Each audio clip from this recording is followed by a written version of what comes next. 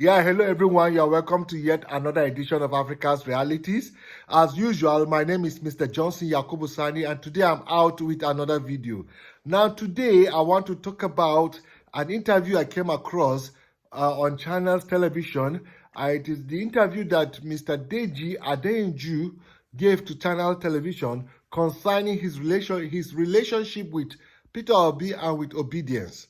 And he gave an interview and that made me question or ask this question: is Mr. Deji Adeyanju relevant in Nigerian political circle? What's his relevance? Because I don't think he's any relevant.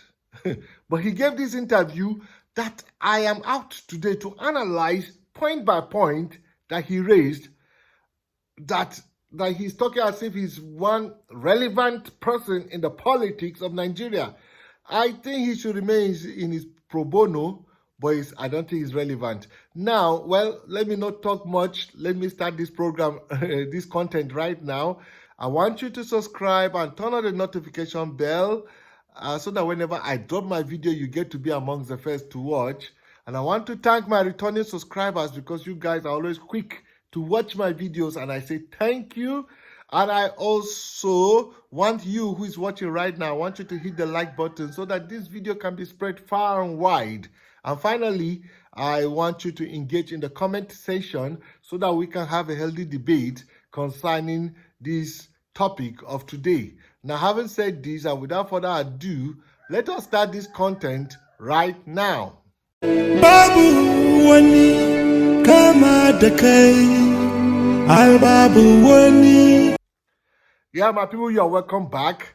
Like I said, the content that I have today is to analyze an interview that Mr. Deji Adeyanju gave to Channel Television that made me question what's his relevance in politics. That I say, why won't he remain in the pro bono lawyer that he is? And he's dabbling into politics that he has no weight. He's a lightweight, he's a featherweight. He doesn't even have any weight in politics to think his opinion matter, or to think he's giving interview to damn someone. I don't think this man is politically relevant. But yet, I want to analyze some key things he said. Just because this man is a bit popular because of all this Ratel and VDM and all the things.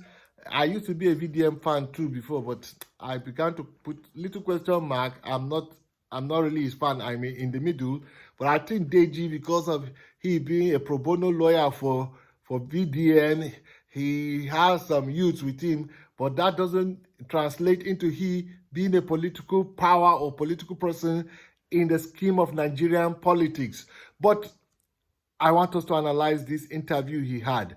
So let us listen to the interview. When we come back, let's analyze it point by point that he raised.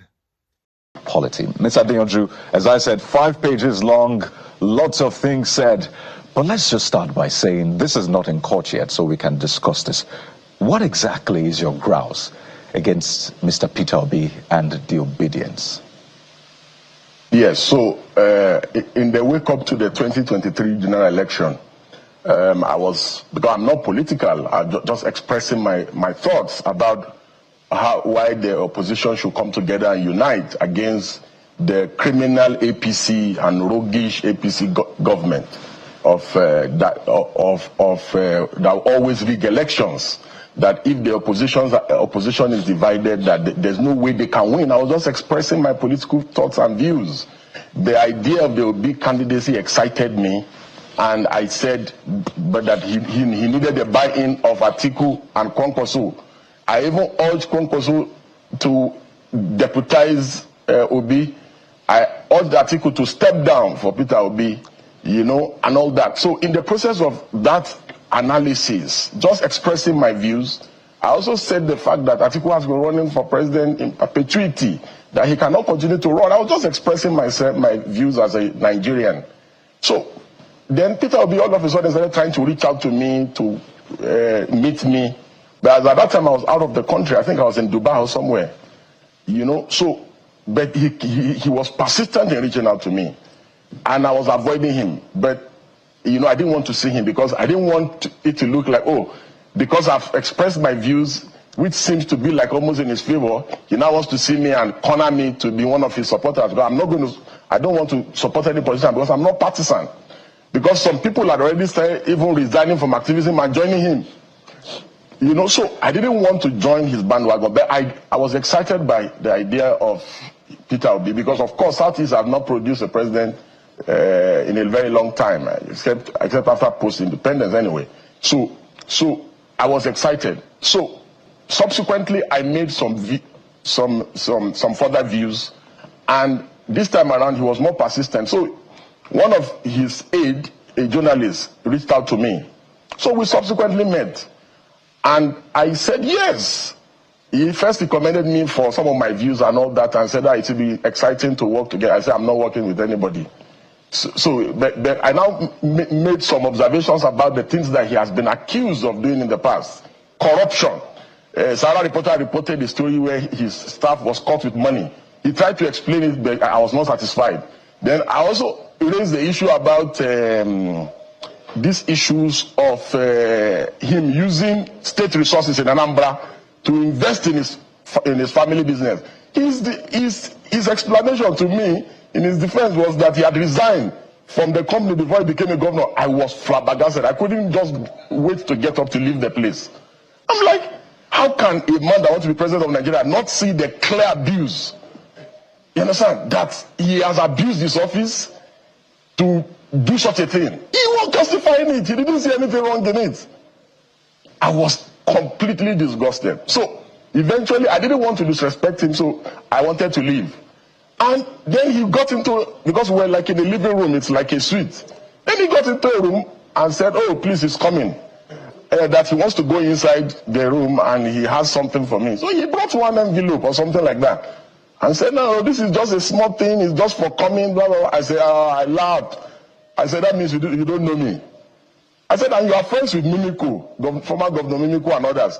There are people that I was close to. You will have asked them about me. If we do anything because of conviction, it's even me that will bring out of my money and support you. So he kept insisting that it's not like that, it's not what I'm thinking. I said, God forbid, I left. So, however, I never revealed what happened to anyone. So, I remember vividly, he went to, was it Egypt? To inspect some power or something. At the peak of the Ekiti election, when his candidate in the Labour Party was running. So I criticized and said, you should be in Ekiti and not in Egypt. And I said, because you want to be president, you must go and campaign for your candidate and try to win his aides. Some of these young boys that are around him started insulting me that the reason why I'm criticizing him now is because that I was saying that he was okay, he was good. That the reason why I'm criticizing him now is that I brought a proposal to him and I demanded, is it 200 million or something? And that he told me that. I said, me? And these are his close aides. So they started doing that. So I said, because I had observed the pattern about them, that they terrorize people online, insult people, slander people. His mob, his obedient mob, were practically uncontrollable during the last election. So I said, okay, so these people do not even want dissent of any kind of criticism of their candidate of any kind. I said, okay, I'm not going to even leave Tinubu alone and now face them, because we cannot have a situation in our country or in our polity where political extremism becomes the order of the day. And Nigerians are living witnesses to the things that eventually happened to the build-up of the last election. We have never had this kind of toxic political experience. Aside the Buharis, after the Buharis, the obedient mob is the most toxic political movement that we have ever witnessed in this country. They threaten Supreme Court judges, Court of Appeal Court judges, threatening artists, threatening Professor Wole Soyinka, insulted everybody in this country because of Peter. Now, my people, you heard the interview. You heard everything he said. And I want to take this point by point. I jotted the points out here, and I'm going to take them point by point. Now, the first point he raised, he said that Mr. Peter Obi is asking him to retire from activism and come and join him in his political campaign. I listened to that and I said, what cheap blackmail is this? How can Peter Obi ask you to retire from activism and come and join in his campaign? I believe Sir Peter Obi will only ask him, please come and join my campaign. I help. Activism is not something that you retire. Activism is something that is innate in person, it's part of person. It's something that is with a person. It's not something that leaves a person. If a person is an activist is always an activist. So how can he say, and I told him, no, I have my activism, I can't leave my activism, come and join you. In whatever you do, when I say join me, you can be anywhere and you can help promote me. It doesn't mean that you should leave your activism. So he's bragging that Peter Obi told him to come and join the campaign, and he said, no, yes, his activism, he can't leave his activism. I don't know why he's bragging on a very nonsense thing like that. Is that something to brag? So that is even nonsense. When he started saying this, I said, look at this man making this cheap blackmail and trying to hit a point out of this cheap thing. Now, that was the first thing he said. Let me take the second point that I jotted down. The third point he said, when Peter Obi was a governor, Sahara reporters caught Peter Obi's staff with money. So he needs clarity on that. He needs clarity. He needs clarity on that when Peter Obi was governor. And I say, okay, Mr. Clarity Seeker, your brother Tinubu was carrying bullion van. Did you ask for clarity before he's made president of Nigeria today? Or who is he that maybe doesn't have? I'm not even justifying that this thing happened. I don't know. So supposing it happened, a staff carry money. A staff carry money. He didn't tell us that he saw Peter Obi carry money. He said Peter Obi's staff was carrying money. Peter Obi must clarify it. And Peter Obi clarified it and he is not satisfied. So whose clarification are you satisfied? Tinubu or Buhari or Goodluck Jonathan or Obasanjo? Who is the person you need his clarification that is coming with a clean hand and a clean slate, that there is no skeleton that has ever been found in his cupboard? Now, the obedient movement, I don't think has a lot to do with past. It has a lot to do with the present. And the obedient movement is about policies that somebody is putting forward that we agree with these policies.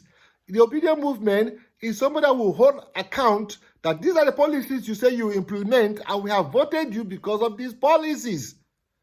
The obedient movement is a movement we want to see a change.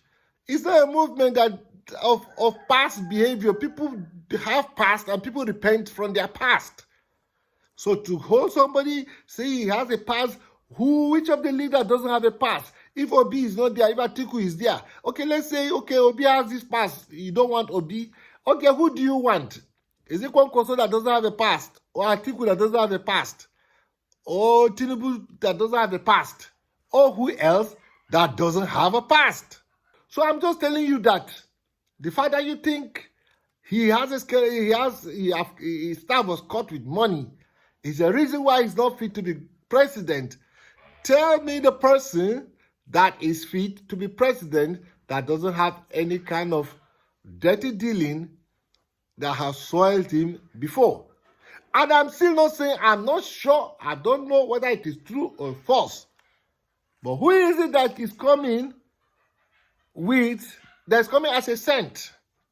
That you say he didn't give you this answer was the reason why you stopped the obedient movement. You are supporting him. He didn't give you an answer. Now, his next point, he said that Obi was using state resources to invest in his personal business.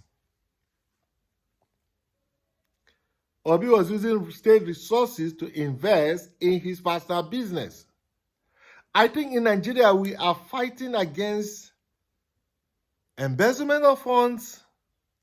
I think our corruption is fighting against embezzlement of funds. But I don't think we can indict somebody that said, I look for a profitable venture for the state to invest, and the invest made money out of it. And the state got interest and they made the profit out of investment and invested. So if we have an investment that was profitable, we'll throw it under the water. Well, even the Bible agrees about this. He said, first of all, your love should start from the people of the household of faith before outside. It never said that you should leave your own love and love somebody outside. If I have today and I have a brother and I have somebody outside and they have of equal standard and they can perform the same capacity, if I give them job to do, they can perform the same way, they have equal capacity to perform this job, I will give to my brother. It is not bad because I am human. Except if that other person can do it better than my brother, before I will now think of that person. So if you think, even though Obi tells you that he has resigned his post to be governor, he resigned his post in all those companies, and other people are in those companies, and he shows that it is a profitable venture for him to invest the state money in it so that the state can make money. Do you rather he invested in a venture he knew that the state is going to lose all the money, but that venture has nothing to do with him? Is that the argument you are giving?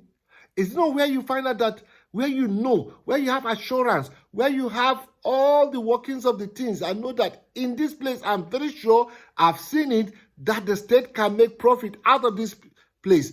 Is it to go to somewhere you don't even have knowledge, you have nothing about, you just go and invest and be assuming, or and be expecting, or and be praying for you to have profit?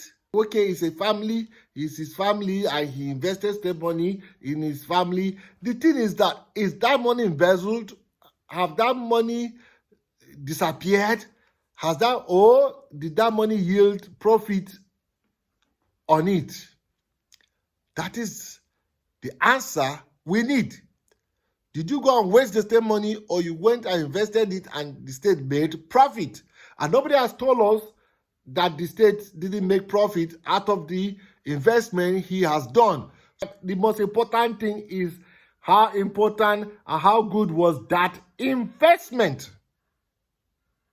So the next point now he raised, he was insinuating that Sir Peter Obi was trying to bribe him when he went to see him. Isn't this the practice of Nigeria, that when you come before any man, any big man, he tries to give you transport so that he lessens your burden and gives you the transport you have spent to come and see him, to honor him, because he is wealthy. He now helps you with transport, and it is something that is done everywhere in Nigeria. So where is that a bad thing that you, who has never held any political office, have gone to a man that before he even became a governor is a wealthy man, and you came to him and he gave you envelope?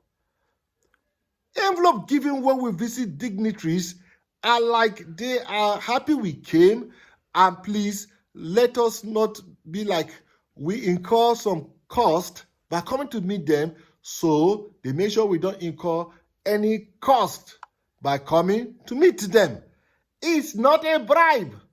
When somebody wants to bribe you, he tells you that I want you to do this and this and this, and I'm paying for it to be done. But when you go to meet somebody and somebody says, take envelope, that is not a bribe. Bribe comes with demands. Go and falsify these records. Take this money. Go and do this, take this. That is a bribe. But it is the culture of Nigeria that when you go to a big man's house, he tries to take the cost of transportation. So it is general culture. You don't need to come on national TV and say with pride, he tried to give you money. And you told him, no, not his money. If it is something, are you going to give her money? What kind of pride is that on national TV? Then the next point he raised, he said that Peter Obi went to Egypt to look at some power stations and how they work, instead of Mr. Peter Obi being in Ekiti for election to raise the Labour Party man's hand. So that is an indictment on Peter Obi and show how poor he's going to be as a leader. I say, what? I say, Mr. Deji Adeyanju, have you smoked Igbo somewhere? You mean going to see how electricity works and why ours is not working is less important than just coming for a 2-hour rally and just raise somebody's hand and go out of stage? Which of these are you prioritizing? Are you prioritizing raising of hand that we have seen thousands of raising of hands, but we have not seen any improvement in infrastructural development of Nigeria? Is that what you're prioritizing? Every lecture cycle, people are raising people's hand. Buhari is raising Tinubu's hand. This man raising this man's hand. It is much important to you than thinking of, before you even get to office, you're already thinking of, okay, what are the problems? How can they be solved? So which is the most important thing? That you are talking nonsense. The last point you said is the last point that even made me now come to do this video. You now said that the obedience are unruly, they are thugs, they are what? They are like intimidating people. This is why I came to do this video. And I said, and I put it to you, that your loved one, Tinubu, was sending touts to make sure that other people do not come out to vote. They are ringing Igbos, don't come out. Stay in your house. Don't come out. Stay in your house or we'll deal with you when you come out. Those are not touts to you. Those are not touts to you. It's only Peter Obi that has touts. But let me even tell you, why we need Peter Obi is because we don't need a president for the bourgeoisie. We don't need a president for the elites. We are tired of having a president for the elites. The president we need is the president for the downtrodden, the president for the disgruntled, and the president of the afflicted. We don't need the president for the rich. We don't need a president for the elites. We don't need a president for the gentleman. We don't need a president for the person who is enjoying his life. We need a president for this obedience that you talk. They are thugs, they are this. Is the president we need that will fight for their rights, that will help the disgruntled not to be disgruntled again, because the system has made a lot of people disgruntled. Is a president that we need that will make the people who are angry or annoyed not to be annoyed again. So finally, my people, I just want to tell us that Mr. Deji Adeyanju is political irrelevant in the politics of Nigeria. So whatever audience or whatever chance or whatever interview the media houses are giving him, they are all inconsequential. Let us not lose any sleep because this man is granting interview and talking trash. We need a change of government, and we need to make sure that we enforce somebody that we can hold accountable. Somebody we can hold him to his word, because he has made a lot of promises and we have to hold him to his word. We don't want somebody that has used his money to buy his way and he wouldn't even hear us. He doesn't even care about what. Somebody that doesn't feel we are the one that put him there. We don't want anybody like that. We want the person that will know that we are the ones that put you there. It is we, the masses, that put you there. We don't want somebody that feels it is his money that got him there. So that we can hold that person accountable, and somebody who has gave us clear policies framework that is going to follow, that we can hold accountable. So we must make sure that we have this government, and we should just discard people who are irrelevant in the political scheme of Nigeria, like Mr. Deji Adeyanju. Let him continue his pro bono lawyer that he is to VDM and to people who they want to help. Well, please, if you believe this, or if you believe what I said, or even when you don't believe what I said, I ask that you subscribe and turn on the notification bell, because no matter what side of the divide you are, you must know that there is something here that is worth listening to. Well, till I see you another day, my name is Mr. Johnson Yakubu Sani, popularly known to you all as Mr. Johnson YS, and I say remain blessed.